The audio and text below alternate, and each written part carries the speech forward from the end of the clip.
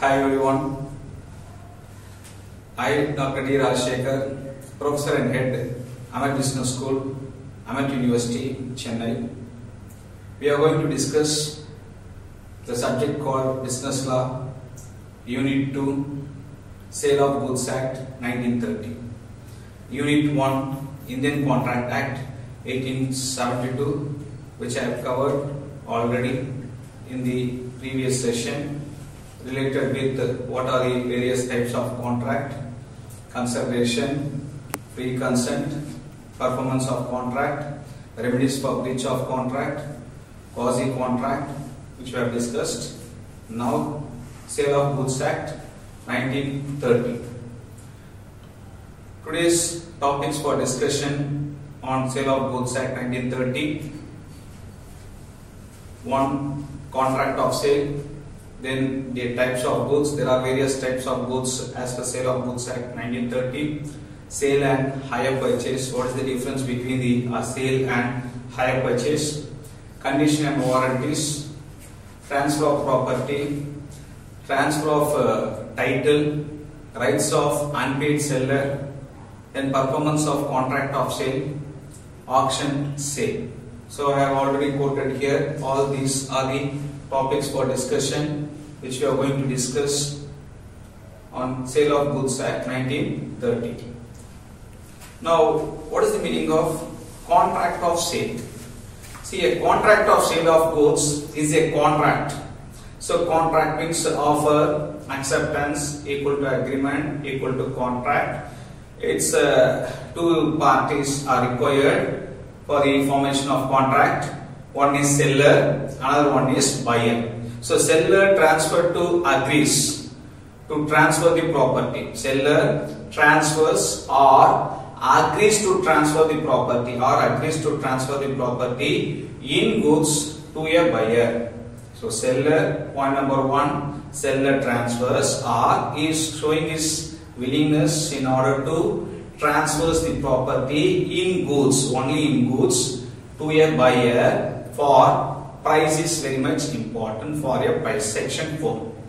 So in this contract of sale, which includes, one is sale, absolute sale.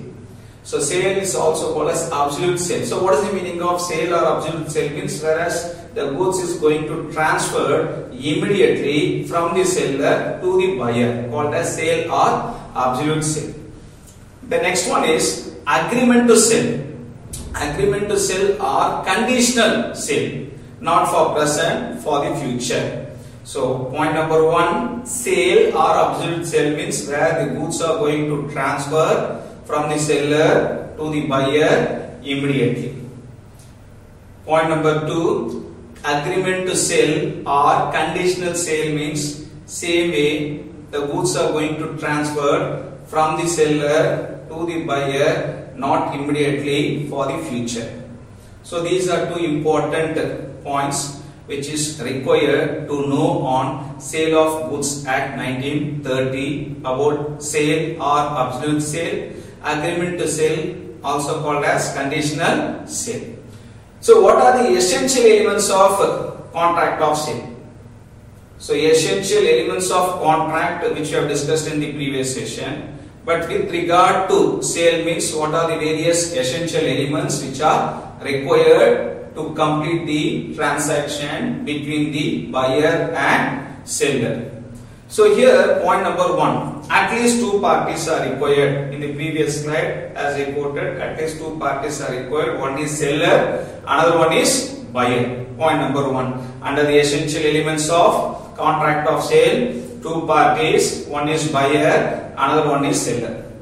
Point number 2, the subject matter is required. So which one is the subject matter? Goods are the subject matter. So buyer and seller, subject matter is goods. So what type of goods are required in connecting the both buyer and seller means movable goods. So point number 2, subject matter, movable goods. Point number 3, price is important. Okay, as promised that the other party should make the payment. So price is important. Okay, not in kind, only price which may be covered under essential elements of contract of sale. Point number 4, transfer of property. The property which is required to transfer from seller to buyer. If there is no transfer, there is no contract of sale. So the fourth one is transfer of property is required to transfer from seller to the buyer. It must take place. The next one is the contract of sale must be either absolute or conditional. Okay, so absolute means what? Either from the seller to the buyer, the goods, subject matter is goods, movable goods, price is important to be transferred, but that transfer in two ways. One is what? Maybe immediately or future. Immediately is called as absolute sale, future is called as agreement to sale or conditional sale. So there is no consideration in case in the sale, contract of sale, if there is no consideration, no contract. Same way what we have discussed under essential of valid contract, the consideration is important. To propose something in return, the price, it is very much important. So if there is no consideration, then there is no contract of sale. So what are the various essential of elements of contract of sale? Two parties, subject matter, price is important. Then the transfer of property. The transfer of property in two ways. One is for future, another one is for immediately, for the present, to be transferred immediately. And the last one is all the essential of valid contract also to be presented. All the essential elements of valid contract already we have discussed were offer and acceptance, and the second one legal relationship, then consideration, then lawful object, then free consent is required, then the performance is between the parties is required, and the legal formalities are required, free consent which is required between the parties. All these are all what we have discussed in the essential of elements of contract. Same points also which is required to be present even in the essential elements of contract of sale. But as I quoted, goods means movable goods. Subject matter is goods means movable goods. But there are various types of goods. The point number 1 is existing goods. Goods which are existing, called as existing goods. So what are under existing goods means specific goods, ascertained goods, unascertained goods. So all these three classifications which comes under existing goods, specific goods, ascertained goods, unascertained goods. The second classification type of goods is future goods, not for present, for the future. Third one is contingent goods, may or may not, called as contingent goods. Now we are going to discuss about the existing goods. As I told, there are three classifications which comes under existing goods: specific goods, ascertained or unascertained, and the second one is future goods, and third one is the contingent goods. So in these various kinds of goods, existing goods as well as the contingent goods. Okay, so existing goods, three types I have told. And the another one is what? Contingent goods. But what are the various differences in existing goods, future goods, contingent goods, with an example which we are going to discuss in detail. But before that, what is meant by goods?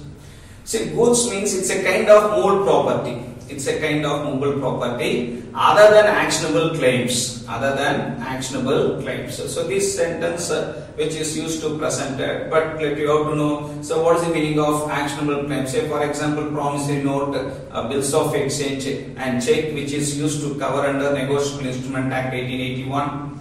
And here only the movable goods, movable property means what? Movable goods are can covered under Sale of Goods Act. While there is this immovable property, there is a separate act called Transfer of Property Act 1882. Transfer of Property Act 1882. So likewise, these are all called as actionable. Other than actionable claim means what? Only it's a kind of movable property, movable goods alone, which can be covered under what? Sale of Goods Act 1930. Now point number 1, existing goods. See, existing goods as per section 6, subsection 1, these goods which are in existence and physically present in whose possession? Seller's possession. The goods which are physically presented in seller's possession, it is called as existing goods. The second one is future goods. Section 2, subsection 6, which states that the future goods which are two important points. One is manufactured. The future goods which are required to be manufactured or produced or acquired by the seller after making contract of sale. After making contract of sale, where the seller is under an obligation, the goods which are required to be manufactured or produced. Okay, so once he manufactured, produced, only he can able to sell the goods. But before that, what? Which one is required? After making the contract of sale, only this can be happen, not before. Hence, it is called as what? Future goods as per section 2, subsection 6 under Sale of Goods Act 1930. Third one is specific goods. Section 2, subsection 14. See, what is meant by specific goods? Again, goods identified and agreed at the time of contract is made. Goods identified at the time. So there is a difference. Existing goods means the goods which are existing in whose possession? Seller's possession. Future goods means manufactured or produced after making the contract of sale. Specific goods means goods which are required to be identified and agreed upon at the time of contract of sale. One is seller's possession. Another one is after making. Third one is at the time of contract is made is called as what? Specific goods, section 2, subsection 14 of Sale of Goods Act 1930. So in these type of goods, okay, sir, existing goods, specific goods, future goods, okay, could you please give some examples on existing goods? Okay, now existing goods means goods identified. Okay, I have told already specific goods, ascertained goods, unascertained goods, all these three which comes under what? Existing. Future goods, and third one is contingent. Okay, now first existing goods, specific goods. Say for example, goods identified and agreed upon at the time a contract of sale is made. Say for example, car or a table at the time where the contract is made. Okay, then it is called as what? Specific goods. If you are going to mention what you are going to buy, either car or table, it is called as what? Specific goods. Ascertained goods. Say for example, a TV shop owner agrees to sell B a particular model TV, identify the customer out of the several TVs on display. There will be a various models which will be presented in the showroom with various companies, but here out of all the 10 models, if a person is going to ascertain only one specifically, then it is called as ascertained goods. So what the rest is not going to selected, the rest of the things are called as unascertained goods. Unascertained goods. Say for example, A visits a TV sales showroom, agrees to buy a TV, out of 50 models are there on display. The shop owner agrees to sell. The sale agreement is for unascertained goods and the specific TV is yet to be identified. So there are various models. Only one model what he has selected is called as ascertained, but the rest of the models which are required to be identified, yet to be identified, are called as what? Unascertained. Specific goods is the company. A TV is a specific goods where he is decided to buy a particular model is ascertained, and the rest of the things where he has decided yet to be identified, it is called as unascertained. All these three which comes under only one heading is called as existing goods. So specific goods is called as what? Car or table. Ascertained goods is called as identified by the customer out of several models. Unascertained goods is called as specific TVs yet to be identified. Yet to be identified is called as unascertained. Okay, so these three comes under existing. What is meant by future goods? Actually, I have told already future goods means after making the contract of sale. After making the contract of sale, the seller either what he should do, manufacture or produce. So X agrees to sell to Y the crops to be grown at his farm in Tamil Nadu during the year 2020 for a sum of rupees 1 lakh.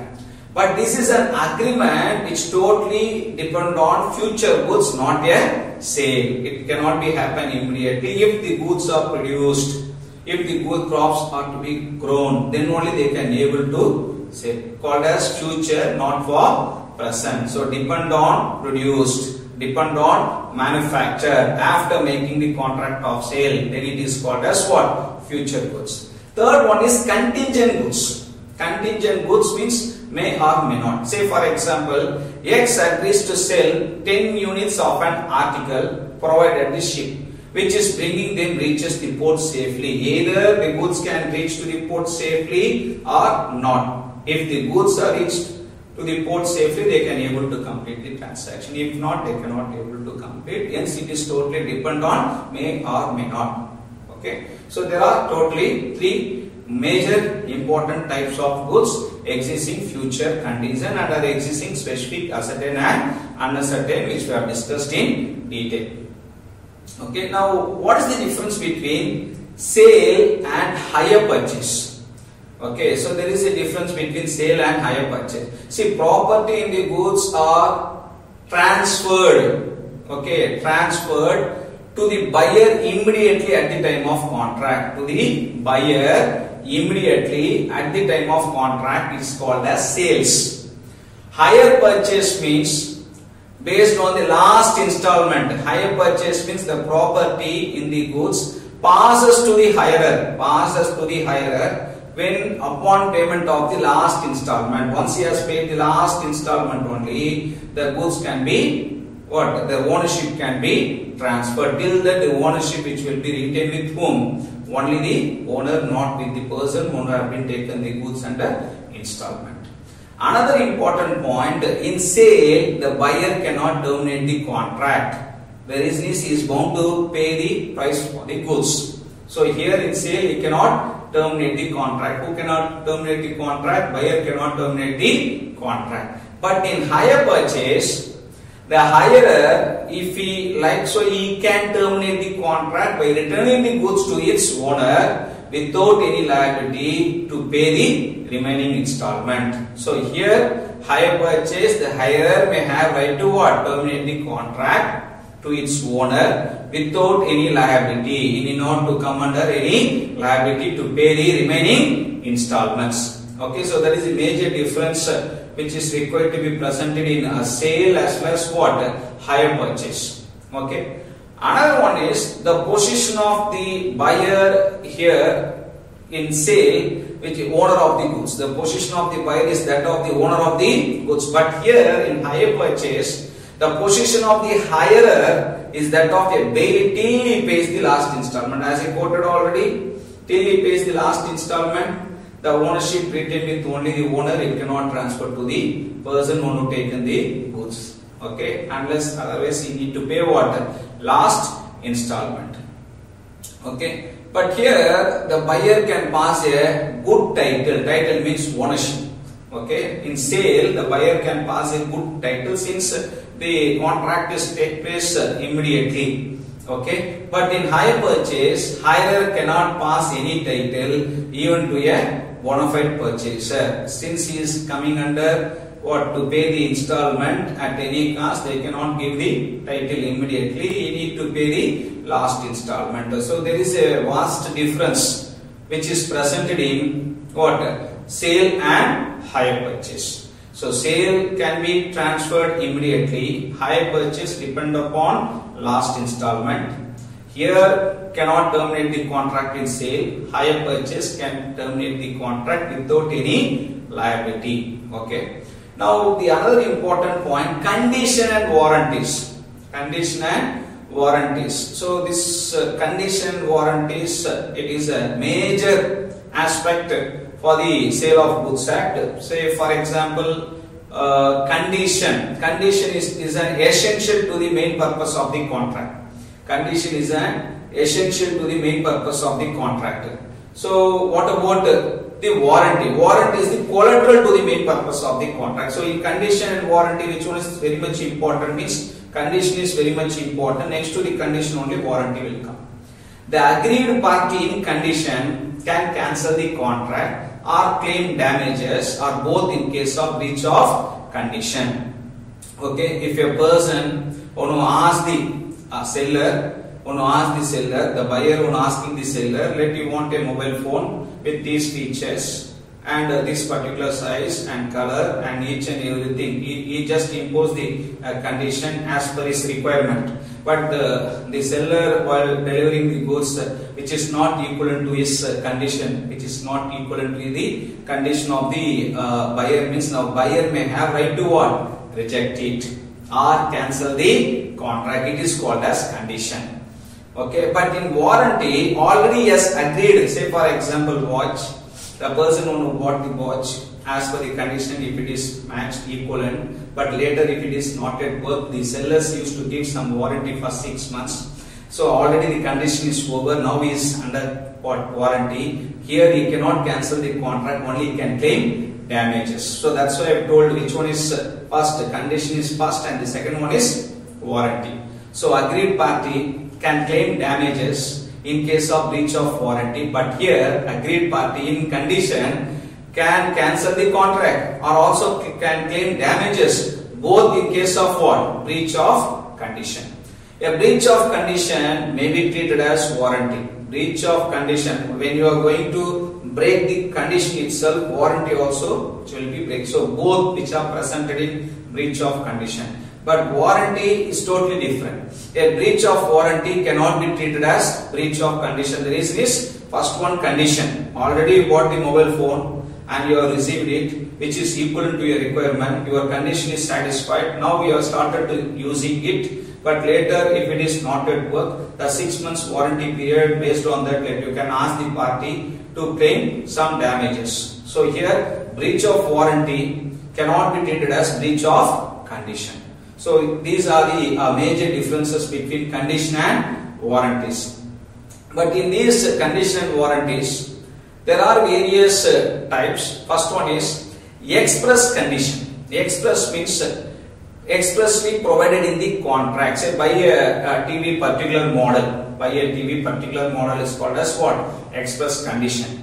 Guarantee for 1 year. Guarantee for 1 year is called as express warranty. Express warranty. So if you are going to mention buy a particular TV model in the contract, it is called as what?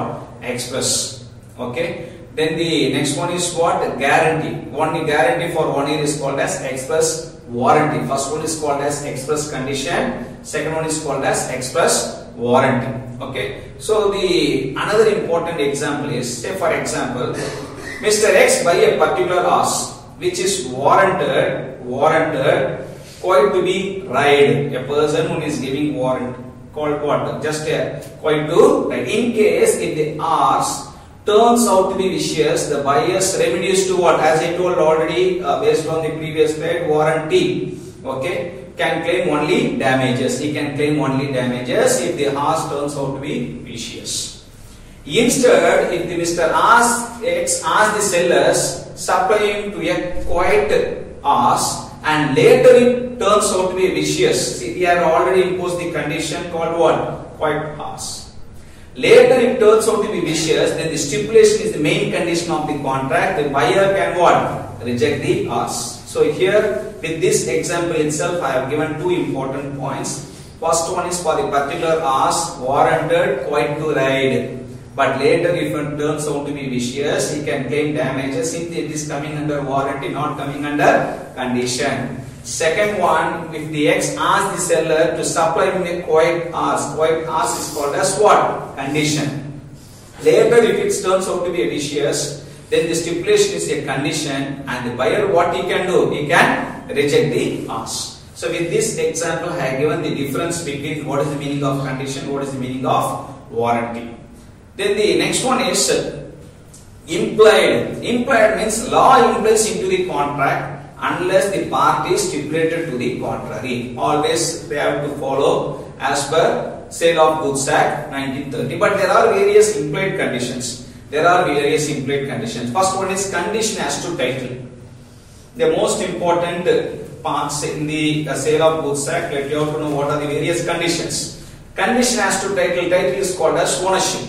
There is a famous case law called Roland versus Duval, 1923. It's a sale of stolen car. Okay, for example, R bought a car from D. And use it for 4 months. D had no title to the car. He don't have any ownership with regard to the car, and subsequently R had what he should do? Hand over to the true owner. When the true owner is asking, okay, he is the owner of that car, means the party would have taken the car to be returned. R could recover the price paid. Okay, so whatever the price paid to the person, he may have right to what? Recovered from the party. Okay, so here ownership. For example, X is a party using the stolen car. Okay, and one who bought the car from the other party. Okay, unfortunately, after using 4 months, the true owner is asking and saying that this car which belongs to me. Immediately, what I should do? I should return the car to the true owner, but I may have right to recover the price from the person who sold the car to me. It is called as condition as to title. Second one is condition as to description. Description means always the two important points. One is specific goods and ascertained goods. Goods are to be ascertained and specific. Even unascertained goods also to be converted into what? Ascertained. Unless we cannot render in order to explain in detail to know the concepts on Sale of Goods Act 1930. So for that purpose, always in this act, specific and goods are what? Ascertained. But the specific and unascertained goods. Specific and unascertained goods. Say for example, lorry versus Swift. It is one of the case laws. Sale of used car by telling it is brand new car. Description shows that it is a new car, but later once they bought the car, they comes to know that it is not a new car, it is a old one. So here what? Condition as to description. What they have told which is equal to be matched. If not, he may have right to what? Reject the contract. Third one is condition as to sample. Okay, R sample as plus description.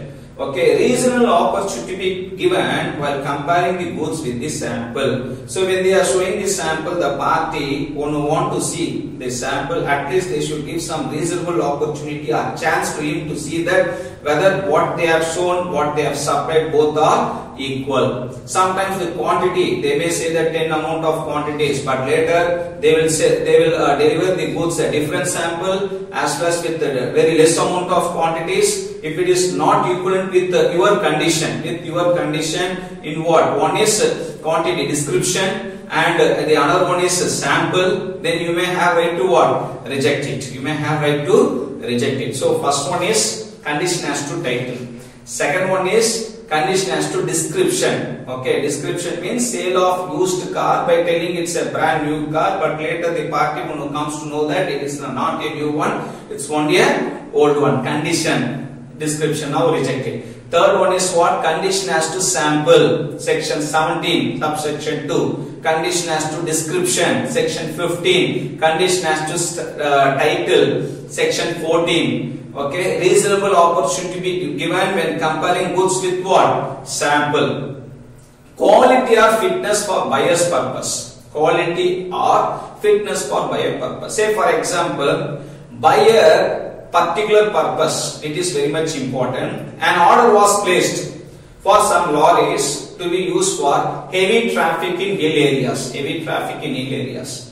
But the lorries supplied were unfit and breakdown. So what they have quoted, they already imposed the condition. They need to take some amount of goods. For that, lorries are required to be used only for heavy traffic and in a hilly area. But later, the lorries supplied were unfit and breakdown. This is called as breach of condition, as which is not equal to condition as to fitness. The next one is merchantability, quality. Buyers, those who are dealing with goods, will be a good quality which is required. Section 16, subsection 2. And condition as to sample, condition implied by custom. Say for example, section 16, subsection 3. Okay, implied by custom or by usage of trade. Okay. Set of false teeth from dentist. The quality of fitness for a particular purpose may be annexed by the usage of trade. Say for example, if a person went to shop, okay, if you want to buy, if he is having any skin disease, when you want to take any medications, you should inform to the person saying that what he is having some disease. But if he failed to do so, then the mistake is not with the seller, mistake with the buyer only. Okay, and another important thing, whereas the dentist after scrutinizing everything, whereas he has given some false teeth, set from whom? From the dentist. Set of false teeth from dentist. This which shows what means quality fitness for a particular purpose always may be annexed by what? Usage of trade. This is another important point. Condition implied by what? Customs or usage of trade. If someone is having any issues which is required to be disclosed to the parties, then only they can be able to sell the goods to the respective buyer. If the buyer want to fail to disclose the statement what he is having, which is not yet quoted properly to the seller, in case if he has sent the goods wrongly, due to that if he met with any amount of issues, okay, now only the seller won't be the responsible, buyer what will be the responsible. So for that, each and every fact which is required to be imposed as one of the major condition to the seller, for that condition to be equivalent with par with whom? With the seller, in order to selling the goods to whom? To the buyer.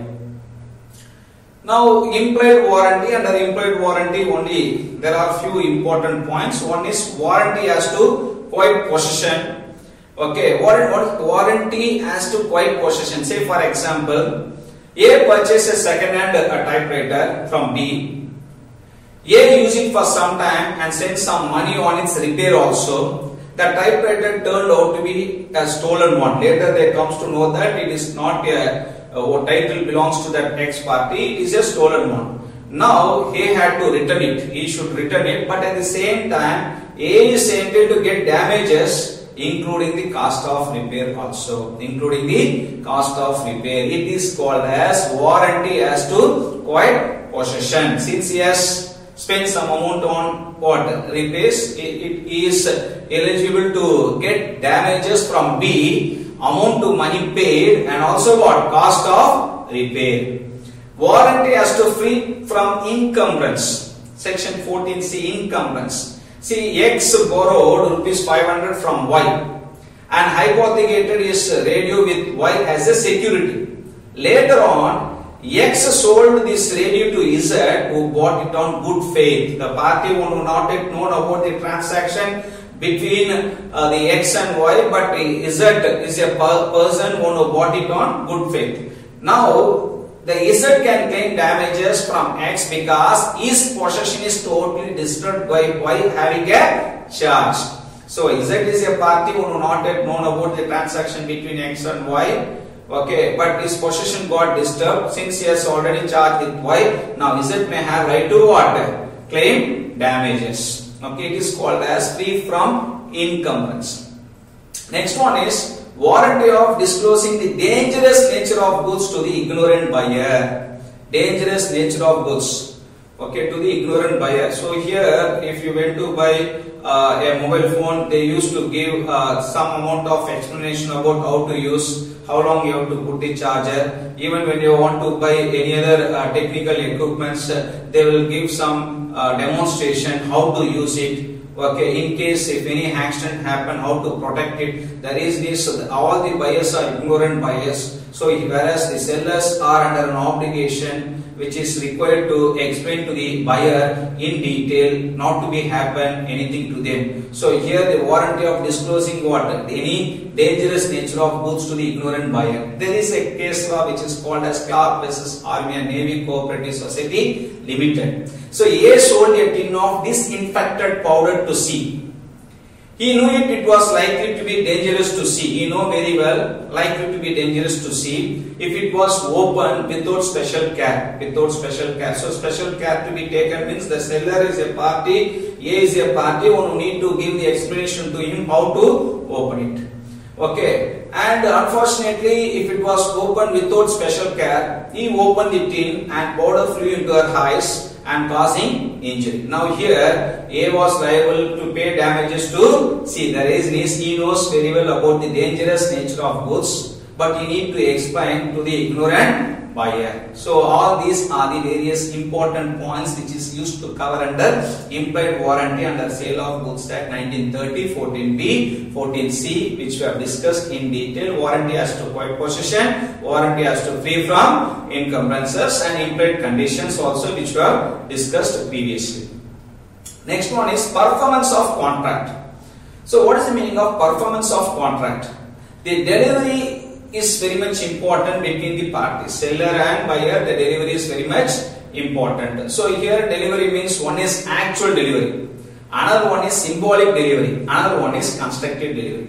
Okay. Now here actual delivery, symbolic delivery, constructive delivery. But what is the meaning of delivery? Delivery means voluntary transfer of possession. Voluntarily transfer of possession by one person to another person. It is called as delivery.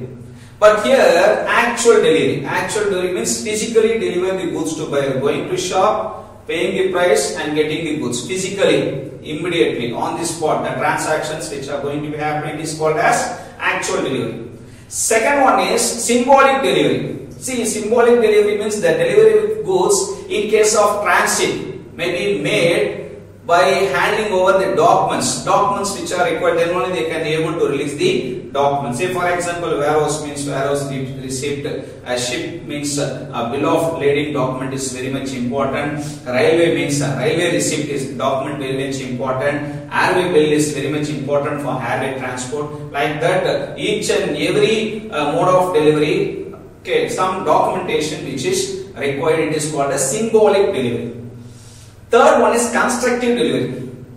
Say for example, constructive delivery means X sells to Y 10 bags of sugar which is in Z godown. Now X is giving the order to Z, asking him to transfer accordingly. Z transferred goods to whom? To Y. So here X is a person who is selling the goods to Y, but goods are at present at warehouse. Now I am the person, I am giving the instruction to the warehouse keeper, kindly deliver the goods to the respective person. So here it is called as constructive delivery. Seller in possession agrees to hold the goods on behalf of buyer. Buyer in possession and seller agrees to buyer hold as owner. But meanwhile, the third person is acting, connecting both buyer and seller. Here, third person is a warehouse. Godown is a third person.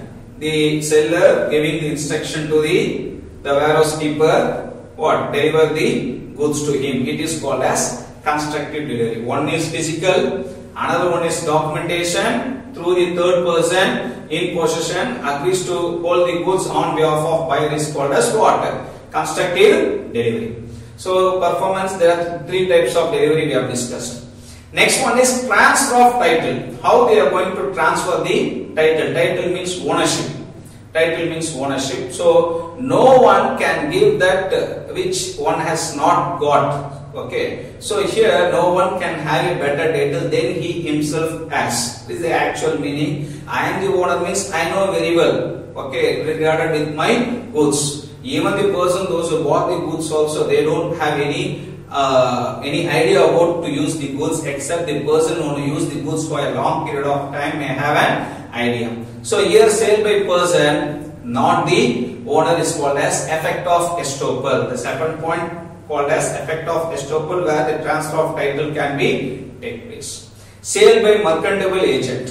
Through the agent where the sale took place, even the transfer of title ownership can be transferred.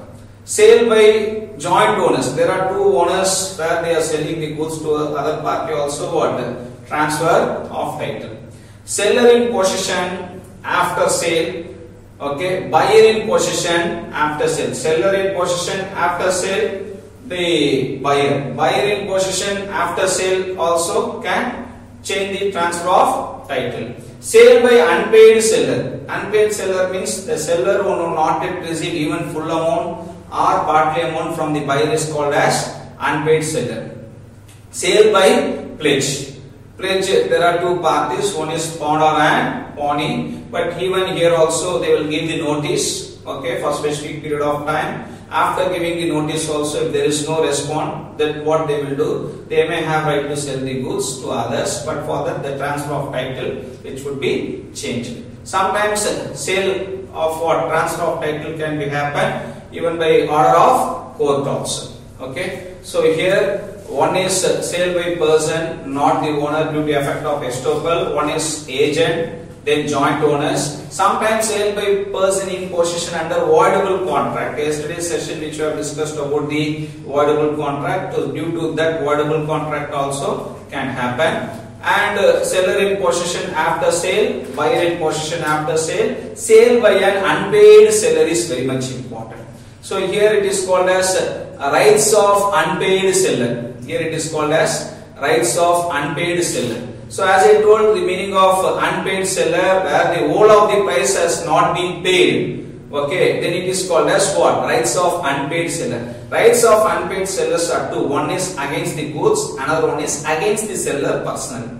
Against the goods called as where the property in goods has not passed. If the goods have not passed, they may have right to withhold delivery or stoppage in transit. So these two things can be happen. Withholding delivery, stoppage in transit can be happen where the property in goods has not passed. Goods are not yet transferred. They can hold the delivery or stoppage in transit during the carrier of taking the goods from one place to another place. Where the group property in goods has passed. Against the goods. Against the goods, what type of action which can be taken by the unpaid seller means where the property in the goods has passed means lien. He can lien. Say L-I-E-N. Lien means retaining the goods. Retaining the goods or stoppage in transit or else resale the goods. Resale the goods. Since the already goods have passed, that if he has not yet paid the money, what you can do, you can instruct the person stop in transit, get back the goods, and you can see the next person to sell the goods. Okay, so against the goods are two types. One is property of the goods has not passed. Another one is property of the goods has passed.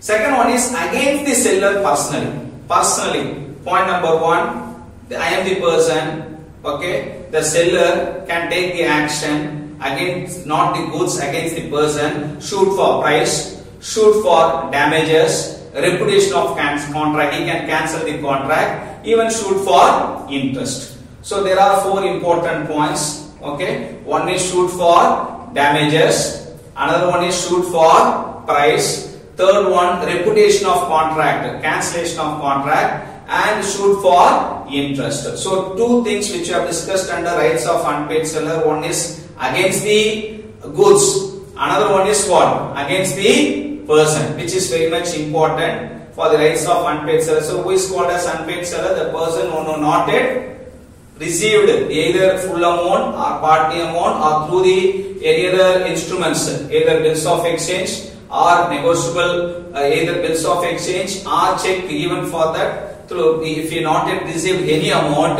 Okay, here we can call it as unpaid seller. Auction sale, section 64. Auction sale means mode of selling property by inviting bids publicly and property sold to the highest bidder. All the people used to sit together. Now they will start the bidding process from the lower amount to maximum higher amount. Sale in lots can be happen. Completion of auction sale. The sellers bid, each person may have right to raise the bid. Okay, so they will reserve the price. But here damping, one important concept. Okay, pointing out any defect in the goods, it is not an illegal. Auctioneer is illegal. If damping means pointing out any defect in the goods, then the auctioneer is illegal only. But knockout agreement, another important concept is called knockout agreement. Among buyers not to bid each other is not illegal. So no person doesn't have a right to restrict the person not to enter or not to bid each other. Among buyers, okay, those who are not to bid each other is not illegal. They can bid each other. It is called as knockout agreement. So even here auction sale, it's a mode of selling property by inviting bids. Second point, sale in lots. Third point, completion of auction sale, okay, by using the hammer or any other methodology. Then the sellers used to raise the bid. fraudulent bidding by the seller also can be happen, but it is totally illegal. As I pointed out, if there is any defect in the goods, the auction is illegal, and sellers used to pretend at the bid. Always reserve price is very much important in which one? Auction sale. So here in the Sale of Goods Act, we have discussed about the contract of sale, and the next one is the difference between sale and hire purchase. Another one, transfer of property. As I told, whenever goods are required to be transferred, the goods must be ascertained. Point number 1, goods must be ascertained. Point number 2, goods must be in a deliverable state. And point number 3 is, even the goods should be sent on approval or sale or return. Either approval basis or on sale or return basis.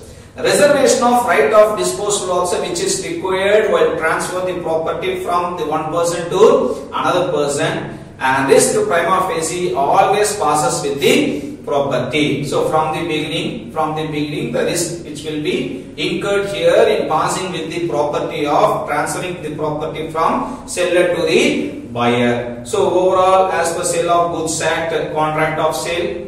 Then the next one, difference between sale and hire purchase.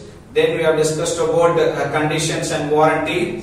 There are various implied conditions which we have discussed. Condition as to title, condition as to sample, condition as to description, sample as well as description, quality or fitness, as well as usage of trade we have discussed. Then same way implied warranty, the possession and incumbrance and dangerous defective the goods also to be informed to the ignorant buyer we have discussed. Transfer of title is the another major concept which we have discussed, in what way joint owners or through the agent, okay, or even under voidable contract. There are various points whereas you can transfer of title which may be presented. Then transfer of property, always goods must be ascertained, goods to be in a deliverable state, and the specific goods in a deliverable state, and even the unascertained goods also to be ascertained, and goods sent on either on approval basis or on sale or return basis. Reservation of right of disposal also, which is required to be present in what? Transfer of property. Then we have discussed about the condition and warranty, as I told already, we have completed. Then later, rights of unpaid seller. There are two types. One is against the goods and another one is against the person. Against the person means what? Can cancel, can price, shoot for price, shoot for damages, shoot for interest. Here, goods which are not passed to the buyer, either you can withhold during the time of what? Stoppage in transit, or withhold the delivery. If the goods passed, then leave stoppage in transit, even you can do what? Resale of the goods. Last one is auction sale. Some reserve price which is required. Each person in the auction sale may have right to bid each other. Okay, it is not an illegal, but at the same time, they should not sell any defective goods to the in the auction sale. Any person may have a right to raise the bid. But at last, now in the recent days, either by sale of hammer or any other method, they can use to close the auction sale as per section 64. All these are the major points what we have discussed, which is used to cover under Sale of Goods Act 1930. Okay. Now in the next class, we are going to discuss the classification of companies. Okay, so far what we have discussed, the unit 1 which we have covered under Indian Contract Act 1872, and unit 2 the Sale of Goods Act 1930 from the subject called business law. Okay, hope you all understood. That will have the continuation in the next session of Companies Act 2013. Having any clarification, if at all, if it is required, we will have a clarification session also. Okay, thank you.